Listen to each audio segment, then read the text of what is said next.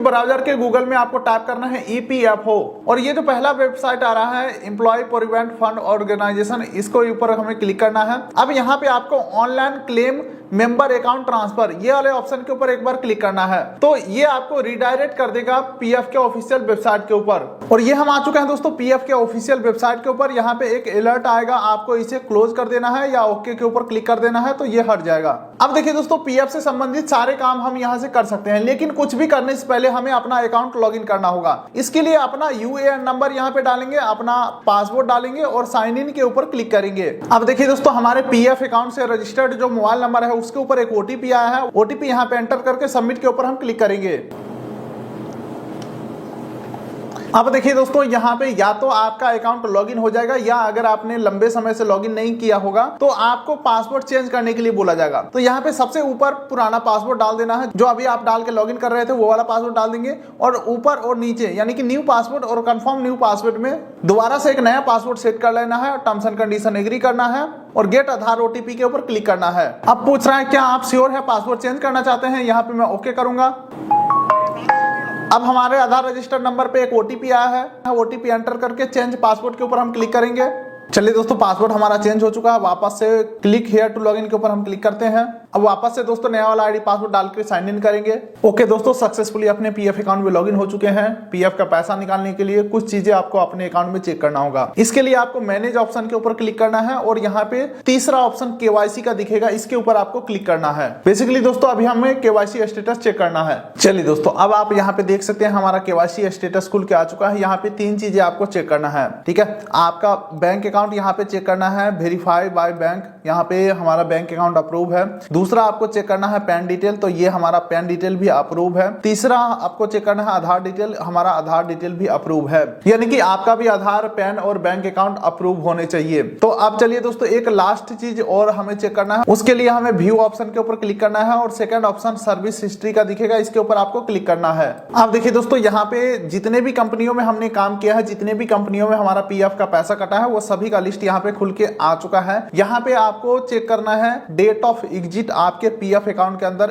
Add है या नहीं है। ये आप देख सकते हैं हमारे पीएफ अकाउंट के अंदर डेट ऑफ एग्जिट ऐड है और ये डेट ऑफ एग्जिट ऐड हुआ होना 60 दिन यानी कि 60 डेज पुराना होना चाहिए, तब जाकर के आप पीएफ का पूरा पैसा निकाल सकते हो। वैसे अगर आपको पीएफ का कुछ एडवांस पैसा निकालना है तो इसके लिए डेट ऑफ एग्जिट का होना जरूरी नहीं है, बिना जॉब छोड़े पीएफ का एडवांस पैसा निकाल सकते हो। इसी के साथ साथ जिनका एक से अधिक कंपनियों में पीएफ का पैसा कटा होगा वो ध्यान रखिएगा, पुराने पीएफ अकाउंट का पैसा नए में ट्रांसफर करा लीजिए ताकि एक ही बार में सारा पैसा आपका निकल जाए। वैसे अगर आपको कंपनी हेल्प नहीं करता पुराने का पैसा नए में ट्रांसफर करने में, तो ये काम अब आप ऑनलाइन कर सकते हैं खुद से ही। या अगर आपके पीएफ अकाउंट के अंदर डेट ऑफ एग्जिट नहीं डाला हुआ है तो ये भी आप खुद से ऑनलाइन घर बैठे ऐड कर सकते हैं। तो दोस्तों सारी चीजें हमारा चेक हो चुका है। अब वापस से हम आते हैं होम पेज के ऊपर। अब दोस्तों ऑनलाइन सर्विसेज के ऊपर क्लिक करना है और सबसे पहला ऑप्शन क्लेम फॉर्म वाले ऑप्शन के ऊपर आपको क्लिक करना है। चलिए दोस्तों, अब इस पेज के ऊपर पीएफ अकाउंट से लिंक जो बैंक अकाउंट नंबर है वो आपको यहाँ पे एंटर करना है, वेरीफाई के ऊपर क्लिक करना है। अगर आप भूल चुके हो कि कौन सा अकाउंट दिया था, पीएफ अकाउंट बहुत पुराना है, हमें अकाउंट नंबर याद नहीं है, तो यहाँ पे आईएफएससी कोड और बैंक का नाम देखने को मिल जाएगा, आपको बैंक अकाउंट नंबर याद आ जाएगा, यहाँ पे अकाउंट नंबर डाल के वेरीफाई कर देंगे। अब देखिए दोस्तों, एक वार्निंग आ रहा है, सिंपली हमें इसे यस कर देना है। बैंक अकाउंट यहाँ पे वेरीफाई हो चुका है, ग्रीन टिक आ चुका है। नीचे स्क्रॉल करेंगे, प्रोसीड फॉर ऑनलाइन क्लेम के ऊपर हम क्लिक करेंगे। चलिए दोस्तों, अब हम यहाँ से क्लेम सबमिट कर सकते हैं, यानी कि पैसा निकालने के लिए रिक्वेस्ट सबमिट कर सकते हैं। तो यहाँ पे सबसे पहले I want to apply for के ऊपर यहाँ पे क्लिक करोगे तो यहाँ पे 4 ऑप्शन आ रहा है, form 19, form 10C, form 10C और फॉर्म 31। एक बार मैं इन चारों फॉर्म का मतलब मैं आपको बता देता हूं ताकि आपको पता हो और जो पैसा निकालना होगा उसके अकॉर्डिंग हम फॉर्म को सबमिट करेंगे, ठीक है। तो फटाफट से क्लियर करते हैं। फॉर्म 19 के माध्यम से जो हर मंथ आपके तरफ से जमा होता है, जो हर मंथ कंपनी की तरफ से जमा होता है, ये दोनों पैसा निकलेगा फॉर्म 19 के माध्यम से। उसके बाद only pension withdrawal form 10C, इसके माध्यम से सरकार द्वारा जो आपके पीएफ अकाउंट में कंट्रीब्यूशन दिए जाते हैं, यानी कि आपके नाम पे जो सरकार पैसा भरता है वो वाला पैसा और कभी कभी ब्याज वाला जो पैसा ऐड होता है, ये दोनों पैसा निकलेगा फॉर्म 10C के माध्यम से। तीसरा फॉर्म को आप इग्नोर कर सकते हो, यह स्कीम सर्टिफिकेट का है। और चौथा आ जाता है पीएफ का एडवांस पैसा निकालने के लिए। तो इस वीडियो के स्टार्टिंग में हमने आपको बताया था कि पीएफ का एडवांस पैसा निकालने का भी प्रोसेस दिखाऊंगा।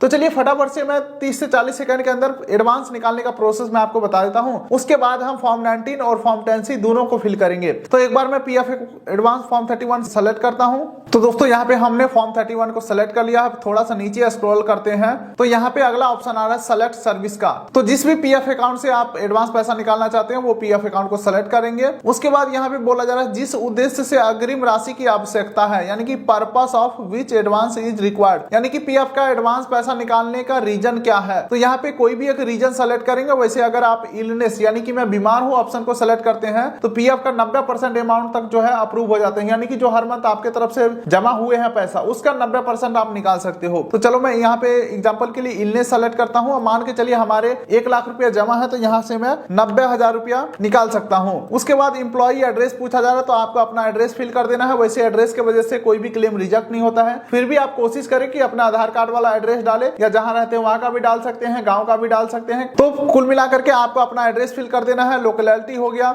ठीक है, उसके बाद स्ट्रीट नंबर हो गया, उसके बाद आपका स्टेट हो गया, उसके बाद दोस्तों आपको अपना डिस्ट्रिक्ट सेलेक्ट करना है, सिटी का नाम डाल देना है और अपना एरिया का पिन कोड डाल देना है और एक टर्म्स एंड कंडीशन एग्री करेंगे। गेट आधार ओटीपी के ऊपर क्लिक करेंगे, थोड़ा सा आपको वेट करना है। अब आपके आधार रजिस्टर नंबर पे एक ओटीपी आएगा, ओटीपी एंटर करके validate and submit claim form के ऊपर हम क्लिक करेंगे। लेकिन दोस्तों हमारा इस वीडियो का टारगेट है पीएफ का पूरा पैसा निकालना, तो इसीलिए हम एडवांस का हम फॉर्म सबमिट नहीं करेंगे, बाकी के फॉर्म हम सबमिट करेंगे। तो वापस से इस पेज के ऊपर आएंगे, फॉर्म को हम चेंज करेंगे। एक बार फॉर्म 19 को सेलेक्ट करते हैं। इसके माध्यम से हमारे द्वारा जो हर मंथ जमा होता है, जो कंपनी की तरफ से जमा होता है, ये दोनों पैसा निकलेगा।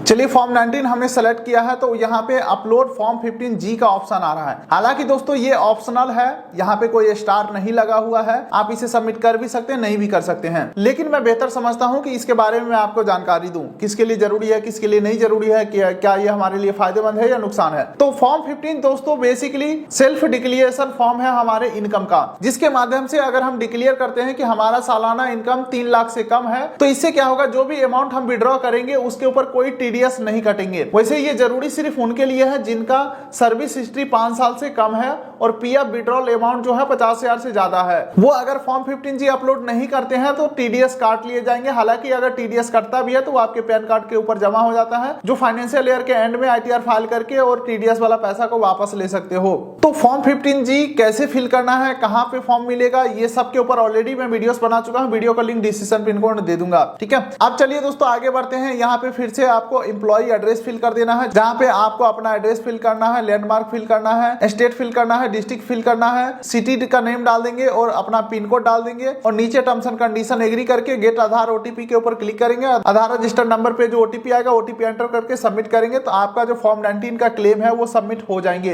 एक बार फॉर्म 19 का क्लेम सबमिट होता है उसके बाद दोबारा से इसी पेज के ऊपर आना है और लास्ट फॉर्म हमें सबमिट करना है फॉर्म 10C। तो फॉर्म 10C को हम यहाँ पे सेलेक्ट करते हैं। वैसे दोस्तों अगर मैं फॉर्म 10C को सेलेक्ट करता हूँ तो यहाँ पे बोला जा रहा है pension withdraw benefit claim is already settle. दोस्तों मैं अपने पीएफ अकाउंट का सारा पैसा निकाल चुका हूँ, जिस वजह से इस फॉर्म को हम सबमिट नहीं कर सकते हैं, लेकिन प्रूफ दिखाना अभी बाकी है कि कितना दिन में हमारा पैसा आया।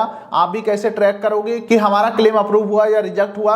उससे पहले मैं आपको बता दूं यहाँ पे भी जस्ट एक आपको आधार ओटीपी ही सबमिट करना होता है, फॉर्म 10C सबमिट हो जाता है। मान के चलो आपको भी ट्रैक करना है आपका क्लेम स्टेटस, तो ऑनलाइन सर्विसेज के ऊपर क्लिक करेंगे और तीसरा ऑप्शन ट्रैक क्लेम स्टेटस का दिखेगा, इसके ऊपर आपको क्लिक करना है। तो ये आप देख सकते हैं दोस्तों हमारा क्लेम का स्टेटस खुल के आ चुका है। यहाँ पे आप देख सकते हैं फॉर्म 10C का जो क्लेम है हमारा सेटल हो चुका है, फॉर्म 19 का जो क्लेम है ये भी हमारा सेटल हो चुका है, फॉर्म 31 यानी कि पीएफ का एडवांस का जो क्लेम है ये सारे के सारे हमारे क्लेम जो है वो सेटल हो चुका है। तो आप भी कुछ इस प्रकार से दोस्तों ऑनलाइन घर बैठे अपने पीएफ का पूरा पैसा निकाल सकते हैं या एडवांस पैसा निकाल सकते हैं।